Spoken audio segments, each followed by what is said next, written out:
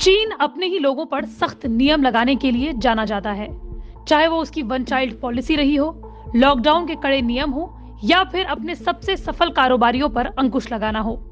यही वजह है कि इस वक्त शी जिनपिंग के खिलाफ लोग सड़कों पर आ गए हैं और दूसरी ओर दुनिया के सबसे बड़े ई कॉमर्स कंपनियों में से एक अलीबाबा के संस्थापक देश छोड़कर जापान में गुमनाम जिंदगी जीने को मजबूर हैं।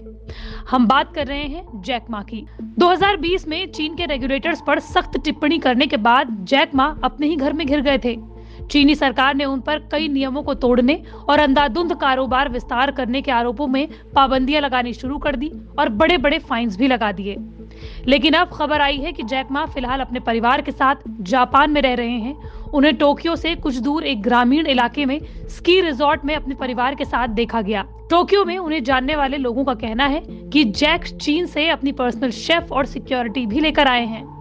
जापान के मीडिया हाउस निकेई के अखबार फाइनेंशियल टाइम्स की खबर के मुताबिक जापान के मॉडर्न आर्ट सीन से जुड़े लोगों का कहना है कि जैक जापान में समय गुजारने के लिए वाटर कलर पेंटिंग करते हैं और अब एक उत्साही संग्रहकर्ता भी बन गए हैं। चीनी सरकार के क्रैकडाउन के बाद मां को स्पेन और नेदरलैंड्स जैसे देशों में देखा गया था। एक साल पहले नेदरलैंड्स से उनकी तस्वीरें भी सामने आई थी, जिसमें वो फूलों के गार्डन में देखे गए थे। जैक मा 6 महीने से जापान में रह रहे हैं और सीक्रेट क्लब का हिस्सा हैं, ताकि आम लोगों से उनकी मुलाकात बेहद कम हो। यही नहीं, अपने काम से जैक मा अमेरिका और इजराइल की यात्राएं भी कर रहे हैं। लेकिन अगर आप ये नहीं जानते कि चीन के साथ जैक मा के रिश्ते आखिर खराब क्यों और कैसे हुए, तो बता दें कि युवाओं को मोटिवेशनल स्पीच देने वाले जैक मा ने 24 अक्टूबर 2020 को एक मीटिंग के दौरान चीनी राजनीति और अर्थव्यवस्था के सबसे बड़े अधिकारियों के सामने चीनी बैंक्स की आलोचना की थी।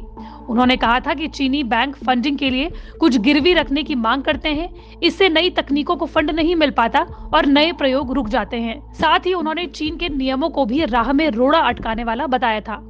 अमेरिकी अखबार वॉल स्ट्रीट जर्नल के मुताबिक जब चीनी राष्ट्रपति शी जिनपिंग को जैक मा की कई बातों के बारे में पता चला तो वो नाराज हो गए।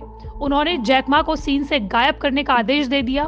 इसके बाद ही जैक मा की कंपनियों दी एंट और अलीबाबा को काफी मुश्किलों का सामना करना पड़ा। यहाँ तक कि चीनी एजेंसी ने अलीबाबा की कंपनी दी एंट की $37 अरब वाली पब्लिक ऑफरिंग को बंद कर दिया था।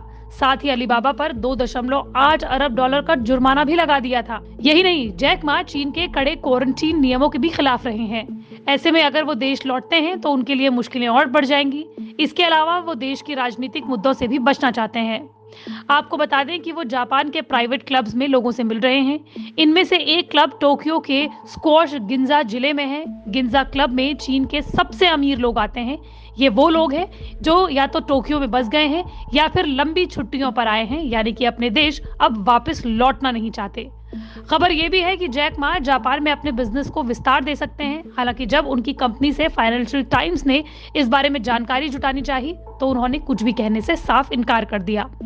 बता दें कि जैक मा का जन्म बेहद गरीब परिवार में हुआ, लेकिन कड़ी मेहनत और सही विजन से वो चीन के सबसे अमीर शख्स में से एक बन गए। हालांकि जब वो सफलता के चरम पर थे तो 2019 में उन्होंने रिटायरमेंट की घोषणा कर दी। जैक मा का कहना था कि वो काम करते हुए ऑफिस की मेज पर नहीं बल्कि किसी बीच पर मरना चाहते हैं। हालांकि इसके बाद ही 2020 में चीनी सरकार के साथ तकरार ने उनके कारोबार पर तरह तरह के प्रतिबंध लगा दिए। चीनी सरकार का कहना है कि गलत तरीके से कारोबार करने और बाजार प्रतिस्पर्धा को प्रभावित करने की वजह से उन पर यह कदम उठाया गया है। हांगकांग से निकलने वाले अखबार मॉर्निंग पोस्ट, जो कि अलीबाबा ग्रुप का ही है, उसने दावा किया था कि जैक मा की तर्ज पर देश के कुछ और अरबपति चीन छोड़कर जाने की तैयारी में हैं। रिपोर्ट में यह भी दावा किया गया था कि शी जिनपिंग का कार्यकाल 5 साल और बढ़ाए जाने से देश के उद्योगपतियों में डर का माहौल है।